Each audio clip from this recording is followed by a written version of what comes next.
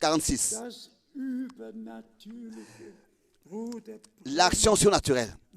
Frère Branham en 46 a été mandaté divinement. Et je me réjouis toujours quand j'entends cela. Comment est-ce qu'il raconte? Il peut raconter, témoigner qu'il était assis là. Il avait sa Bible sur ses jambes et il était en train de la lire.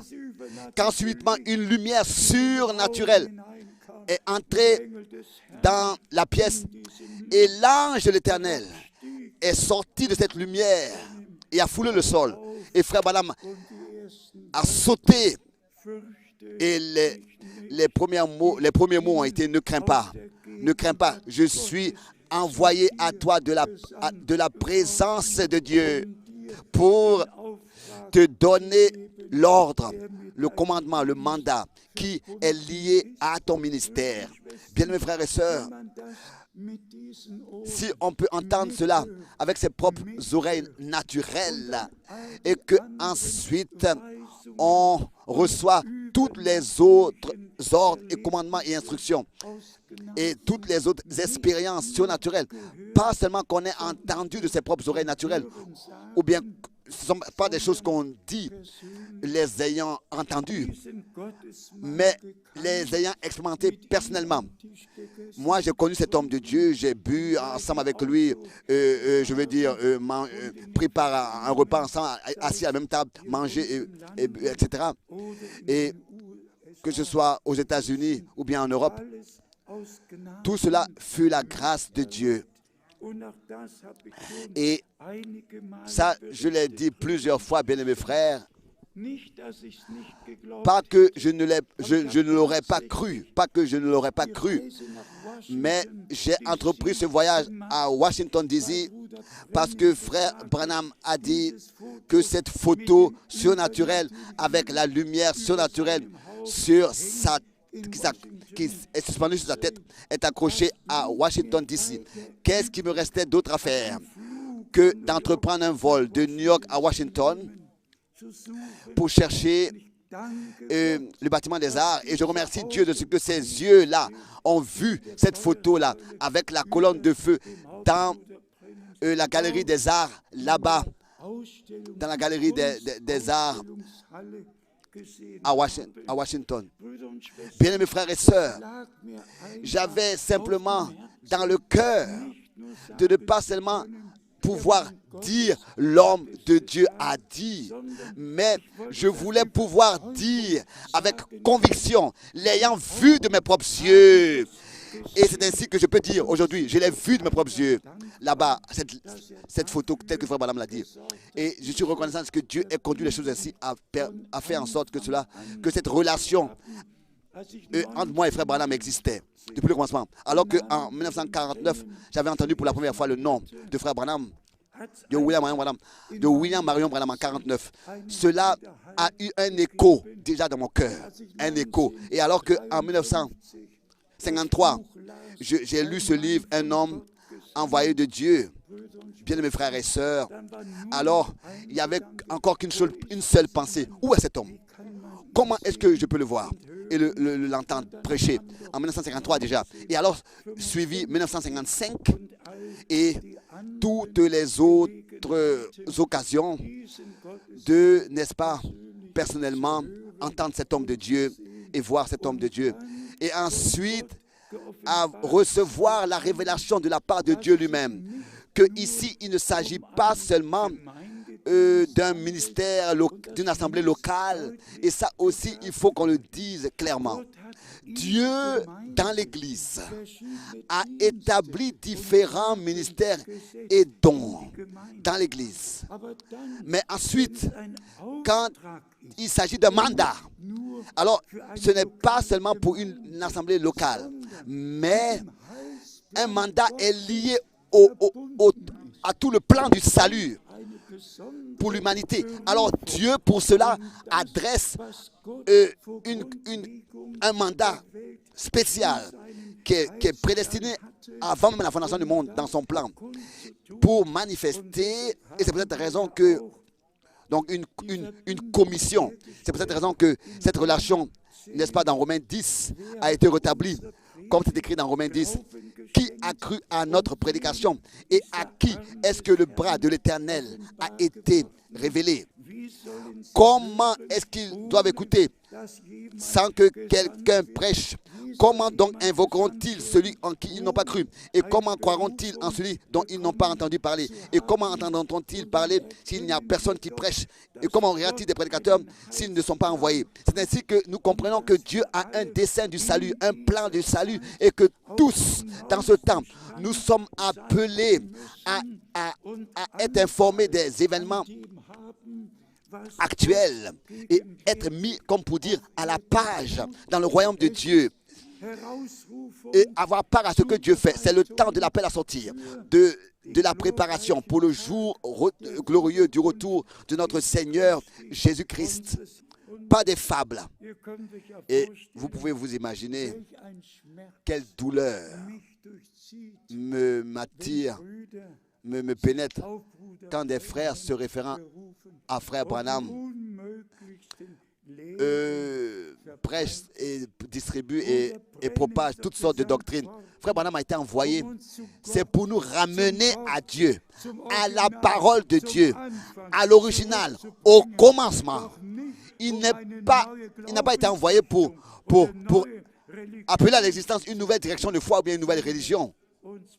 Mais c'est pour nous lier avec Dieu, nous ramener à Dieu par sa parole et par son esprit.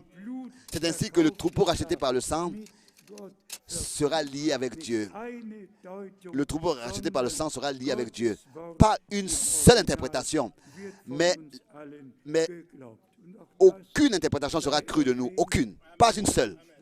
Et bien, mes frères et sœurs, alors que l'ouverture des 7 sceaux se tenait pas loin, était proche, et que frère Branham, 6 mois avant, il lui a été révélé, n'est-ce pas, ce qui allait arriver 6 mois avant l'ouverture des sceaux. Et la nuée surnaturelle descendrait et que les 7 anges en forme de pyramide dans cet ange seront. Et il décrit cela exactement en détail, ce qui est arrivé alors qu'il était là-bas dans la montagne, sur la montagne, 40 miles de Tucson. Et quand il les raconte, ce qui s'est passé